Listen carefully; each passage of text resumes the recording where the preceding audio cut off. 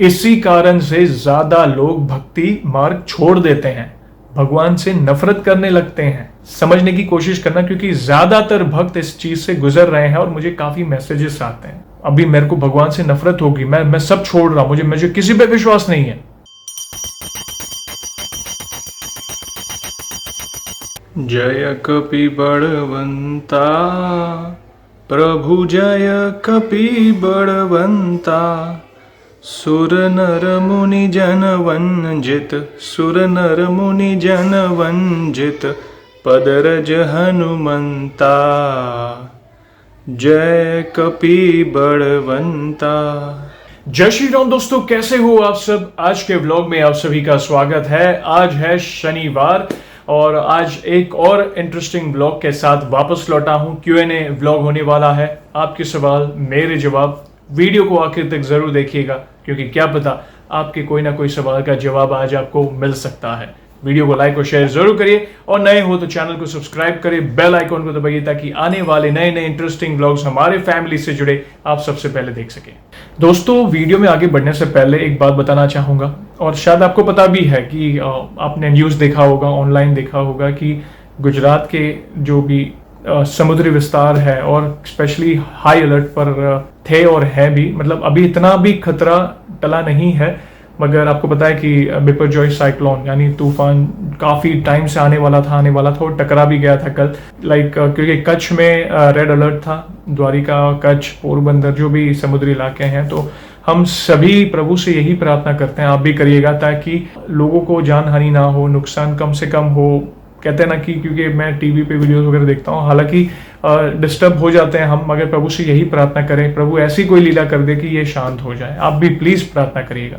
सबसे पहला सवाल दोस्तों, हाल ही में कुछ ही दिनों पहले हमारी सीक्रेट मिस्ट्रीज जो मेन चैनल है, उसमें एक भक्त ने अपना एक अनुभव शेयर किया, जिसमें उन्होंने एक उपाय किया था। क्या था वो उपाय, बता देता हूँ। वो उपाय था, उन्होंने पीपल के पत्तों पर श्री राम नाम लिखकर हनुमान जी को अर्पित किया था। दोस्तों, आप सभी को तो पता ही है हमारे प्रभु हनुमान जी बजरंगबली को क्या प्रिय है, उन्हें श्री राम प्रिय है सबसे। मतलब वे 24/7 उनकी सेवा में, कहते हैं ना, वो अवेलेबल है ही, मतलब कहते हैं ना। और इसीलिए कई लोग मुझे पूछते हैं ना कि जयेश भैया, हम हनुमान जी को प्रसन्न करने के लिए क्या करें, क्या ऐसा टोटका करें, क्या मंत्र जाप करें। देखो, सबसे सीक्रेट हनुमान जी को प्रसन्न करने का है, सबसे बड़ा सीक्रेट, और वो है प्रभु श्री राम का नाम का जाप या रामायण का जाप, या जो भी आप प्रभु श्री राम से जुड़ा करोगे, आप हनुमान जी प्रसन्न होते ही है, वे बड़े खुश होते हैं। ये पीपल के पत्तों या आंकड़े के पत्तों का जो उपाय है, देखो एक देखा जाए तो ये चलो उपाय है, पर at the end of the day हम क्या कर रहे हैं, नाम जप कर रहे हैं, प्रभु श्री राम का नाम ले रहे हैं, और वो हनुमान जी को बहुत प्रसन्न है, और वही चीज हम उन्हें अर्पण कर रहे हैं। तो डेफिनेटली प्रभु श्री राम की कृपा तो होगी, साथ साथ हनुमान जी की कृपा भी होगी आप पर। तो एक काम करें, आंकड़े के पत्ते आप देख सकते हैं स्क्रीन पे, ऐसे होते हैं, और पीपल के पत्ते ये भी आप देखिए ऐसे होते हैं। देखो, अब मैं कुछ ही दिन में मैं भी आपको वो कैसे किया जाए वो आपको लाइव ब्लॉग में भी बताऊंगा, हर चीज मैं खुद करके बताऊंगा, मगर फिर भी शॉर्ट में आपको आज बताना चाहूंगा कि आंकड़े के पत्ते तो आपको पता ही है, हर हनुमान जी के मंदिर के बाहर उनके हार मिलते हैं, ठीक है।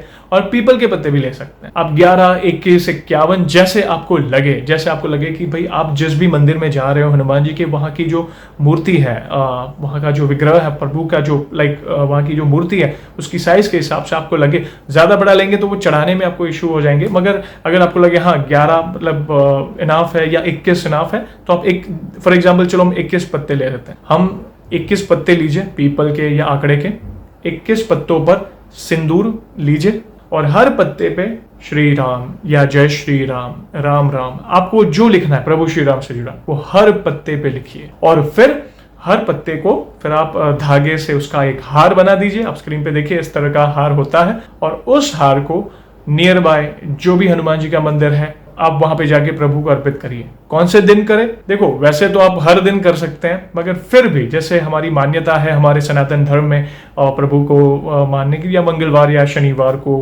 आपने देखा होगा कि मंदिरों के बाहर भी मंगलवार और शनिवार को ही ज्यादा मतलब वे हार अवेलेबल होते हैं। मन से प्रार्थना कीजिए, ठीक है। देखो अभी भी बता रहा हूं, ये सरल भक्ति है, ये कोई टोना टोटका ऐसा कुछ नहीं। हम सिंपल प्रभु के नाम का जाप कर रहे हैं अलग अलग तरीकों से। कई बार हम संकल्प लेते हैं, कई बार हम हार अर्पित करते हैं, कई बार हम दीपमाला करते हैं। At the end of the day हम क्या कर रहे हैं? प्रभु के नाम का जाप, या कोई पाठ के माध्यम से कर रहे हैं, या नाम जप कर रहे हैं, या कोई मंत्र जाप कर रहे हैं। तो at the end of the day हम क्या कर रहे हैं? प्रभु के नाम का स्मरण ही तो कर रहे हैं। वो हमें क्लोज ले जाएगा प्रभु के ओर। और ऐसा नहीं है कि कोई इच्छा हो तो ही करें, आप ऐसा भी करिए प्रभु को। तो देखो, ऐसा नहीं है कि हम जब जरूरत हो तभी प्रभु के पास जाए। समझने की बात है, ये स्वार्थ वाली भक्ति हो जाएगी। देखो, हम निस्वार्थ होकर भी अगर अच्छा चलो आज मैं प्रभु को और प्रसन्न करता हूँ, मन में आए, चलो हम मंदिर तो जाते हैं, हम अब प्रभु को तेल अर्पित करते हैं, सिंदूर अर्पित करते हैं, तो चलो क्यों ना मैं आज ये आंकड़े के पत्तों की माला श्री राम नाम लिख कर जाऊं, या पीपल के पत्तों की माला श्री राम नाम लिख कर जाऊं, प्रभु को आज मैं और प्रसन्न कर रहा हूं। तो ये सच्चे भाव से जाइएगा, देखना प्रभु की कृपा आप पर जरूर होगी।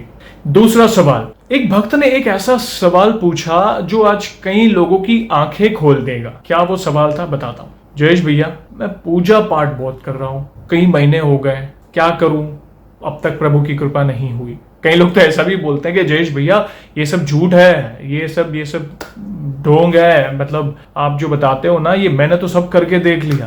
देखो, मैंने ये नहीं कहा कि आप 24 घंटा पूजा पाठ ही करो और कुछ मत करो, मैंने ये नहीं कहा कभी। प्रभु की भक्ति तो करो, चलो 24 घंटा नाम जप हो रहा है, कोई प्रॉब्लम नहीं, पूजा पाठ करो, कोई प्रॉब्लम नहीं, मगर साथ में आपके कर्म कैसे हैं उस पर ध्यान दो। क्योंकि होता क्या है पता है, कई लोग बहुत पूजा पाठ करते हैं, मगर कर्म की बारी आती है, देखो जब कर्म की बात आती है, जब कर्मों की एग्जाम होती है ना, तब भी फेल हो जाते हैं। आप अपने आप को आईने में देखो कि आप क्या सही कर रहे हो और आपसे क्या गलत हो रहा है। अगर आप स्टूडेंट हैं तो अगर आप कॉलेज जा रहे हो, कैसी संगति के साथ रह रहे हो, क्या व्यसन कर रहे हो, क्या नॉनवेज खा रहे हो, या XYZ जो भी गलत चीजें, व्यभिचार हो रहा है, गलत नजर से पराई स्त्री को देख रहे हो, अगर आप बिजनेस कर रहे हो तो क्या आप ईमानदार हो अपने कर्मों के प्रति? क्या लालच के कारण आप किसी कहते हैं ना कि मजबूर इंसान का दिल दुभा रहे हो, या किसी की मजबूरी का फायदा उठा रहे हो अपने बेनिफिट के लिए? या समझो अगर आप जॉब कर रहे हो तो क्या आप अपने प्रमोशन के लालच में किसी को दुखी कर रहे हो जो निर्दोष है, ईमानदार है? देखो, बहुत सारी चीज होती है, भक्ति तो करनी है, भक्ति चलो जो आपको प्रभु के निकट लाएगी, मगर अपने कर्म भी शुद्ध रखो, क्योंकि अच्छे कर्म होंगे, कहते हैं ना, तभी प्रभु प्रसन्न होंगे आपसे। बात समझने की कोशिश करना, क्योंकि इवन भगवत गीता में भी कर्मों का सिद्धांत बहुत अच्छी तरीके से प्रभु श्री कृष्ण ने बहुत अच्छी तरीके से समझाया है। लॉ ऑफ कर्म, जैसे हम कहते हैं ना बड़े बड़े लाइन में, लॉ ऑफ कर्म, हम कर्म से रिलेटेड कोड्स शेयर करते हैं फेसबुक पे, अलग अलग चीजें व्हाट्सएप पे स्टेटस पे रखते हैं कर्म से जुड़े अच्छी चीज। तो ये आप अपने आप से पूछो, क्या ये आप फॉलो कर रहे हो कि नहीं? बस आपके सवालों के जवाब आपको मिल जाएंगे। तो ऐसा नहीं है कि सिर्फ पूरा दिन करें और पूरी फैमिली बैठी है आप नाम जाप कर रहे हो, नहीं, क्योंकि देखो आपको काम भी करना है, अपने कर्म भी करने हैं, वो भी एक तपस्या है, वो भी एक तप है, वो भी एक परीक्षा है आपकी। धर्म नियम में रहकर अपने कर्म करो, किसी का दिल ना दुबे उसका ध्यान दे, व्यसन के चक्कर में ना पड़ो, बुरी संगति के चक्कर में ना पड़ो। नॉनवेज जैसे अज्ञान कहते हैं ना, हम किसी को मार कर खा रहे हैं तो वो भी तो एक बुरा कर्म है। आप शादीशुदा हो, समझ, आप शादीशुदा हो, ठीक है, मगर फिर भी कई लोग होते हैं, आज तो ट्रेंड है, मतलब गलत गलत चीजें होती हैं बाहर, एक्स्ट्रा मैरिटल अफेयर, पराई स्त्री को बुरी नजर से देखना, बुरी भाषा का प्रयोग करना, तो ये भी तो गलत कर्मों में आता है ना। तो आप सोचो, ये सब करने से प्रभु क्यों प्रसन्न होंगे आपसे? वो आपकी सारी पूजा पाठ वेस्ट है। आप लाखों रुपए का दान भी दोगे ना, फिर भी वो वेस्ट हो जाएगा अगर आपके कर्म सही नहीं है। कर्म सुधारो, कर्म के सिद्धांत को अगर आपको चाहिए तो भगवत गीता का अध्ययन करो, देखना प्रभु आप पर जरूर प्रसन्न होंगे। तीसरा और सबसे इंपॉर्टेंट सवाल दोस्तों, इसी कारण से ज्यादा लोग भक्ति मार्ग छोड़ देते हैं, भगवान से नफरत करने लगते हैं। समझने की कोशिश करना, क्योंकि ज्यादातर भक्त इस चीज से गुजर रहे हैं और मुझे काफी मैसेजेस आते हैं कि जयेश भैया आपने तो ये बोला था मगर ऐसा हुआ नहीं, अभी तो मैं नफरत करता हूं, मैंने तो सब कुछ छोड़ दिया है। ऐसा बिल्कुल ना करें। उदाहरण के तौर पर किसी भक्त ने लिखा था कि भैया मेरे पापा बहुत सीरियस और मैंने बहुत भक्ति की, मैंने बहुत कुछ किया, मगर दुर्भाग्यवश पापा का देहांत हो गया। अभी मेरे को भगवान से नफरत होगी, मैं सब छोड़ रहा हूं, मुझे किसी पे विश्वास नहीं है। देखो मैं समझ सकता हूँ ये आपके इमोशंस हैं, नियति को कोई टाल नहीं सकता। अगर ये इस चीज़ को समझ गए ना तो जीवन, देखो आपको भी तो जीवन आगे बढ़ाना है, आप पर भी तो आपके बाकी के फैमिली मेंबर्स डिपेंड होंगे। तो अब चिंता ना करें, अगर उनकी सांसें और लिखी होगी तो प्रभु ने कहता है ना कि उनको जट से ठीक करके सब कुछ नॉर्मल कर देंगे। अगर उनकी सांसें नहीं लिखी तो ऑब्वियसली उन्हें वापस जाना ही पड़ेगा। आपको भी जाना है, मुझे भी जाना है, हर जो इंसान जिन्हें जन्म लिया है उसे जाना है। कोई जल्दी जाएगा, कोई बाद में जाएगा। तो इसका मतलब ये नहीं कि आप भगवान से नफरत करो, क्योंकि जो भी है हमारे प्रारब्ध से जुड़ा है, हमारे पिछले जन्म के कर्म है, हम सब कुछ पहले से लिखा हुआ है। हम जो भोग, और अगर हमें जल्दी भी जाना पड़े तो ये पहले से, ये हमारे प्रारब्ध से जुड़ा कोई ना कोई रीजन होगा जिसके कारण हमें जल्दी जाना पड़ा। और नियमित कोई ना कोई बीमारी होगी, या कोई सडनली ये अटैक आ गया, या सडनली एक हो गया। तो देखो दुख होता है, हमारे जो सबसे क्लोज होते हैं, हमारे फैमिली मेंबर, जब वो जाते हैं हम इमेजिन नहीं कर सकते कि इनके बिना हम जीवन कैसे गुजारेंगे, और उसके कारण हम टूट जाते हैं, भगवत भक्ति छोड़ देते हैं। देखो जो आया है उसे जाना पड़ेगा, मगर आखिरी सांस तक आपके साथ कौन रहेगा? प्रभु रहेंगे। तो उनसे प्रार्थना करें कि प्रभु हमें शक्ति दे आगे का जीवन प्रसार करने के लिए, ताकि आपका मनोबल टूटे नहीं, क्योंकि आपके ऊपर और भी फैमिली मेंबर, और भी जो भी लोग हैं आपके फैमिली, वो डिपेंड होंगे। तो आपको भी यही शिक्षा आपके फैमिली में देनी है। इसलिए कहते हैं ना, आप शास्त्रों का अध्ययन करो, भगवत गीता पढ़ो। प्रभु ने हर चीज क्रिस्टल क्लियर कही, बोली है, उसमें हर चीज मेंशन की है। यहाँ पे तो इसलिए तो अज्ञानता का टॉपिक आता है, लोगों को ज्ञान नहीं है। मैंने नहीं बोला टेस्ट एंड ट्रायल के वो हिसाब से प्रभु को बचते हैं कि भाई ये तकलीफ है, देखता हूं, प्रभु अगर प्रसन्न होते हैं तो मैं और भक्ति बढ़ाऊंगा। कई लोग होते हैं ना, संकल्प लेते हैं कि अभी तो मैं एक काम करता हूं, मेरा ये बड़ा काम है, ये होने से ये पूरा हो जाएगा ना तो मैं ये संकल्प के बाद में पाठ करना शुरू करूंगा। अरे क्यों बाद में, शुरुआत से ही शुरू कर दो ना पाठ। अब बोलो प्रभु आज से मैं संकल्प लेता हूं, मुझे आप पर पूरा विश्वास है कि ये आप परिवर्तन करेंगे। और अगर बाई चांस 1% भी अगर मन चाहा जो परिणाम नहीं मिला तो उसमें भी आपकी कोई मर्जी होगी, उसका मैं रिस्पेक्ट करता हूं। प्रभु आपको मनोबल देंगे, ठीक है। तो निराश मत होना, नियति को कोई टाल नहीं सकता। प्रभु श्री राम जब पृथ्वी पर आए थे बहुत कुछ हमें सिखाया, प्रभु श्री कृष्ण ने भी बहुत कुछ सिखाया, और उन्हें भी स्वधाम गमन करना पड़ा, राइट। आप चिंता ना करें, कर्म करें, भक्ति मार्ग पर रहे, प्रभु का स्मरण करते रहे, वे ही आपको कॉन्फिडेंस देंगे, वे ही आपको इंस्पिरेशन देंगे, और जीवन जीने का कहता है ना वो मोटिवेशन मिलेगा। दोस्तों आप सभी को तो पता ही है कि व्लॉग हम ऐसे ही एंड नहीं करेंगे, कुछ पंक्तियां गानी है। और आज की जो पंक्तियां है ना दोस्तों, बहुत ही रियलिस्टिक है, जो होता है ना जो, और ये मैंने कुछ ही व्लॉग पहले गाई हुई भी है, मगर डिमांड थी जयेश भैया फिर से, तो क्यों मैं ये बोल रहा हूं, क्योंकि कई लोग अपने मन को कंट्रोल नहीं कर पाते, तो उन लोगों के लिए मैं ये गाना चाहूंगा। और बहुत ही, ये भगवान ने भी यही चीज कही है, इवन अगेन भगवत गीता, आप हनुमान जी के लाइव लेसन लो, आप कहीं ना कहीं आपको मैसेज तो सेम ही मिलने वाला है। तो ध्यान से सुनिएगा। सियावर रामचंद्र की जय, पवन सुत